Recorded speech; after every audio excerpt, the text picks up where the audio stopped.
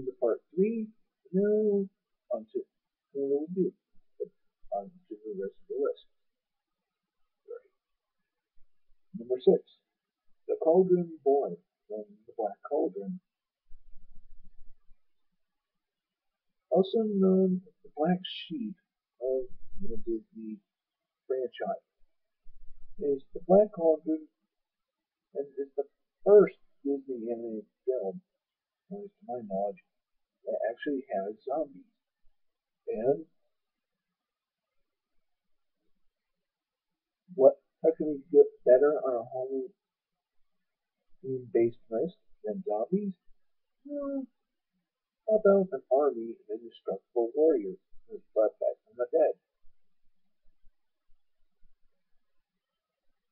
For those of you who have not seen this film, I'm going to do a brief summary. The Black Cauldron is about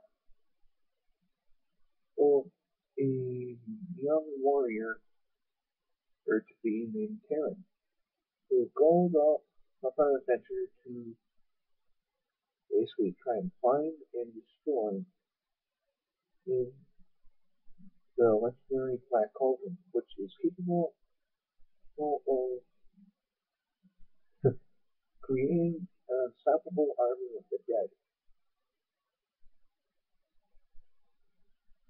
And before the Horned King finds it, and like what I said about the ledge, as the Horned King comes this close,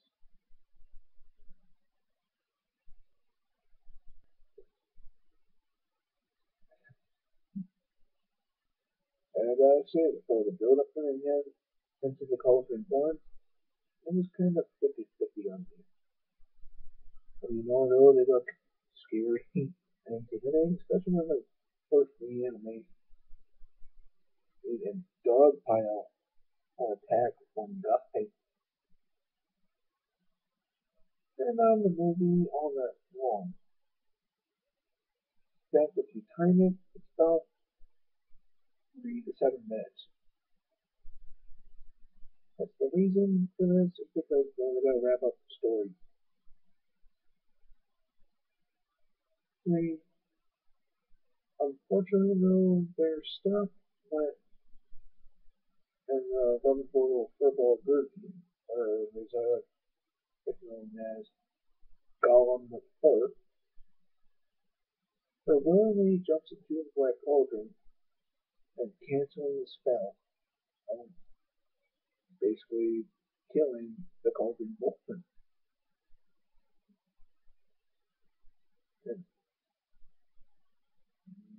really, there's nothing else to say except the Cauldron Born can be considered to be the first zombies in Disney animation. Not if you count that zombie from Hocus Pocus. Number 5. Now we're getting to the big guns. And speaking of big, at number 5, it's the Red Death from How to Train Your Dragon. Pretty much, as you know, has been a lot of good, a lot of mediocre, and a lot of bad films over the years. But the one film that they managed to do right was How to Train Your Dragon, which, like most movies during this time, was based off of a novel, with a few alterations. What I like about the movie is that it has great animation, the sounds are fantastic, and they're all done fictional country or land in Scandinavia. But the one thing I like most about the movie, and now the TV series, with its 2nd season on Cartoon Network now, are the dragons. I mean, you gotta love them. You have one that can set itself on fire, one that creates explosions, and with its breath, breaths. One that can launch its spikes like a porcupine. time. And one that Tyler might brings me up Stitch from Lilo and Stitch. But the largest and most dangerous dragon, and according to the movie franchise, is the Red Death. Or, if you want to get technical, or according to the Dragon Wiki, it's called the Sea Dragonus Giganticus Maximus. The Red Death can be described in what would happen if you made bees the size of dragons that make the queen large enough to basically fit inside of a mountain. That would best describe the Red Death. As a major plot in the film happens to be a horde of dragons that's come raid people for livestock and food, take it back into Red Death after tribute. That's a good reason too. Because if they don't feed it enough, or they don't feed it at all, it turns on them.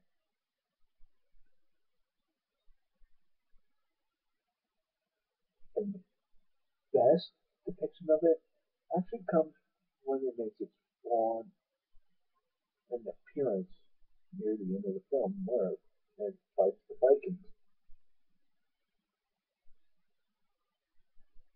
And during which it basically destroys nearly half of their armada, all with a single swoop.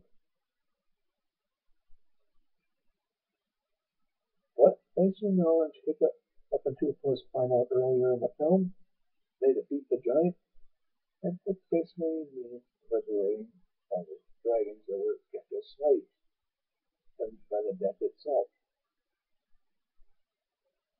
In our film, I was going to say it any better. Now all I have to wait for this franchise is the second movie. And from what I've read and heard about, it's supposed to be pretty good.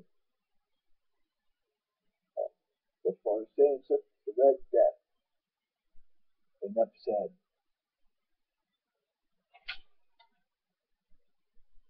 Number 4. Now, humor me for a second.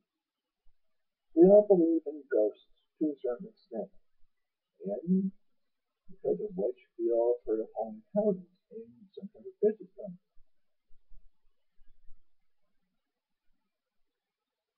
But what would happen if you found out that a house that's in your neighborhood is actually possessed by a controlled ghost? And by possessed, I don't mean like poltergeist, but the house actually comes alive. It's like an actual monster. And number 4, it's Monster House or Concept. The reference and emphasis from Monster House, the backstory behind how the house becomes a living thing, is that the old man who lives in it was once married into a former circus performer of town Constance, the lady giant or something like that. That feeling bad for her, they decided to take her away from the circus life. After which they decided to build a house. Unfortunately, though, during one of the days of construction, Constance and the house are being threatened and by neighborhood pranks and from certain kids. And like any homeowner, Constance is just kind of being threatened and upset to the point where she actually picks up an axe and attempts to try and kill both the boys, only to fall backwards and cause a waterfall of cement to pour on top of her, sealing her within the foundation of the house itself. And as a side note, this was all during Halloween, because of which the spirit of Constance possesses the house every October, getting worse and worse as Halloween draws closer. By doing things such as, I don't know, or trapping kids like tires in the lawn, which causes her widowed husband and to act crazy, while trying to warn kids to stay away. And it's not until the near end of the film where Constance's spirit really possesses the house, to the point where she actually tries to attack her husband, and along with the three kids that are trying to stop her.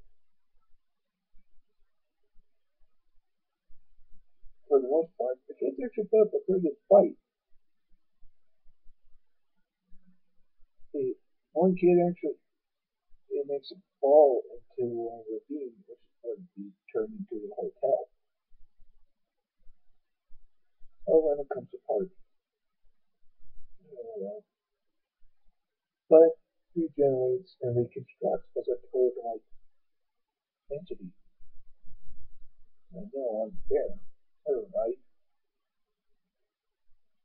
And the monster house is finally destroyed. It was several sticks of dynamite are shoved down in the chimney and detonate. It attacked with the fireplace. Finally, Constance is at peace. She can carry on to the afterlife. Not much else to say except Constance. After seeing Monster House, you'll never get an abandoned building the same ever again.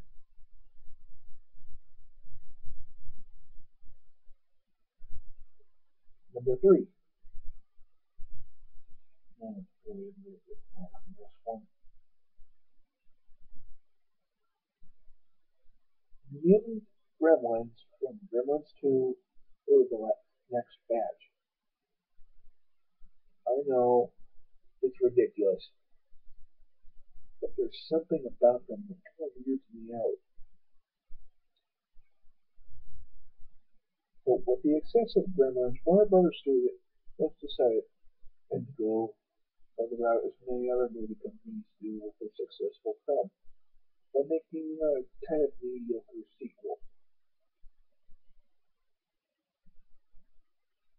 Oh, that takes place in the Big Apple, or New York City. This Gizmo is transported from the old Asian pawn shop to a TV network, or complex building, I don't know what you call it, that looks like a mall on the inside. I mean, the place has food court in it. It's basically a TV show studios in it, a dentist office, and even a science laboratory.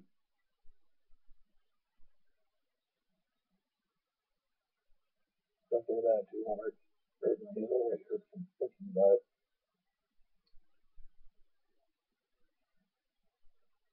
And after Billy kind of rescues Gizmo and puts him in a desk cabinet, and later on that night, Gizmo gets wet. And when a faulty stream of water from a water fountain that kind of pours onto his head. And like in in the first film, new Mogwai are born. And, like in the first one, out of the new bat, it's just Mogwai, there's always the black sheep, or the evil leader of the group. This time, dubbed Mohawk. And this guy is evil from the get-go, more evil than Stripe. He gets the other four newly hatched Mogwai to pick up Gizmo and stuff him into an air vent. And afterwards, this is what I on a midnight binge. Imagine after they hatch from the cocoons, they start creating chaos. And it's at the point when the new gremlins reach the lab. And that kind of brings up another question. These are monsters that can destroy machinery from within and cause a bunch of other problems. And on top of it, what would happen if they mutated with the help of scientific experiments? Well, unfortunately, we get to know what happens. It's in the following recipe. One grunt becomes a walking salad bar. Literally, most of his body is considered a vegetable. Wasn't burps constantly.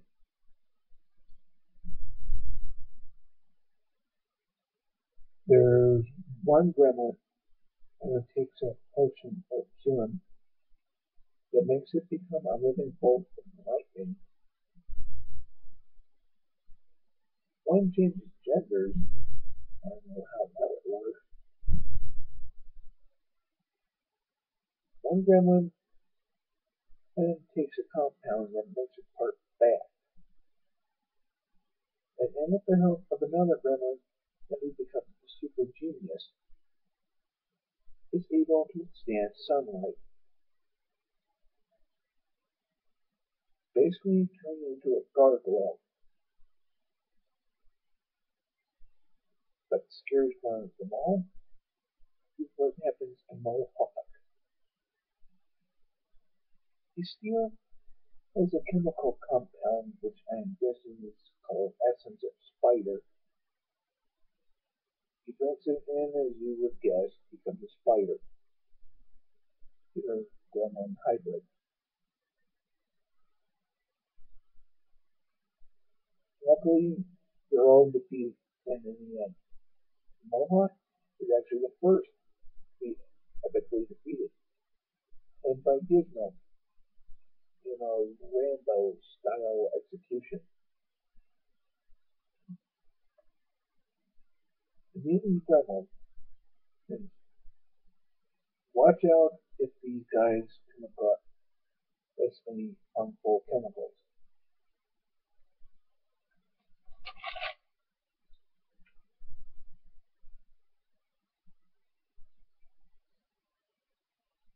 Number 2.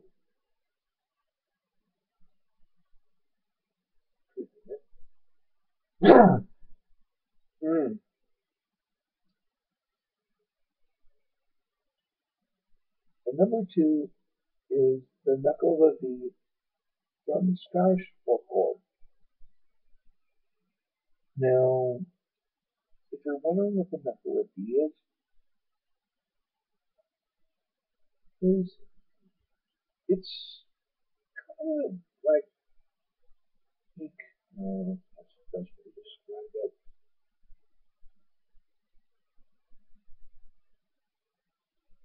Got it. Okay, if you want a good description of it, go on to Google Images and type in the word Nuckelavee. In the description below, I'll have the spelling for it. Alright. And if you don't think of it as scary, please let me know. So I'll take it and with a grain of salt. But the Nuckelavee comes from Scotland, home of bagpipes, August, and of course the Loch Ness Monster.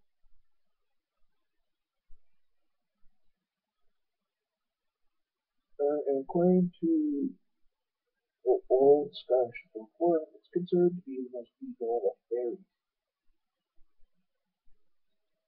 Hold up. Maleficent from Sleeping Beauty is considered an evil fairy.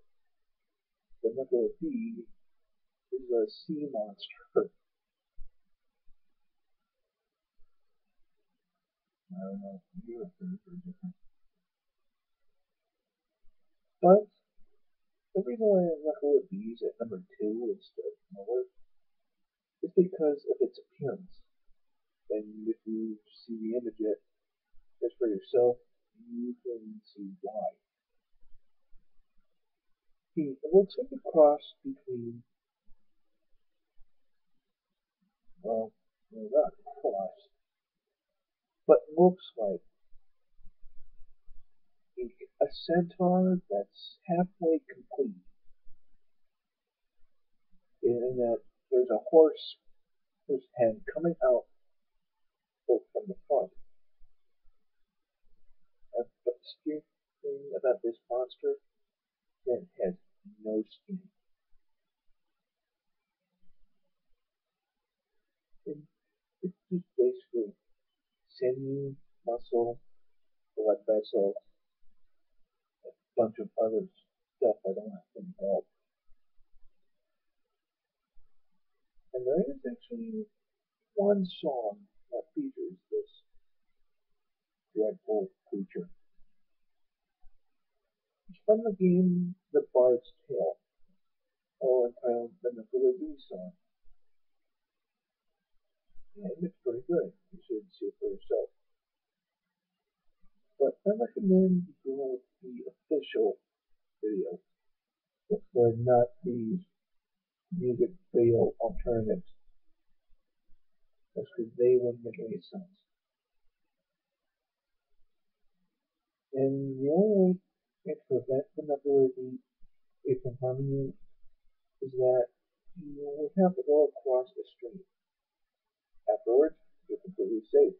The monster apparently is a weakness when it comes to running water, like streams, rivers, brooks. But be warned, because this monster, when enraged, can cause plagues and can kill almost anything around it. The Nuckelavee, when in trouble, will run across a river or stream. So far, I've counted my top 12 of Scariest monsters. But now there's only one left. This one might actually be a big surprise. And I'll continue it in the last this part in the finale. And that, yep,